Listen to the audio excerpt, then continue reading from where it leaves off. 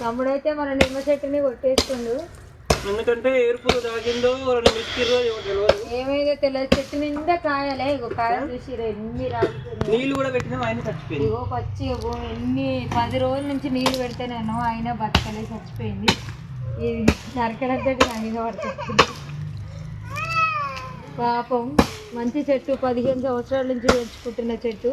మా దగ్గర లేని చెట్టు అనేది లేదు. మాకున్న కొంచెం ప్లేస్ అయినా సరే రకరకాల చెట్లు పెంచుకున్నాం. ఈరోజు చచ్చిపోయింది.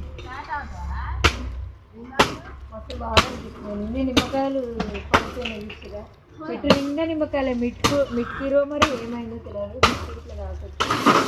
అమ్మ ఈరోజు పాత్ర మిర్చిరు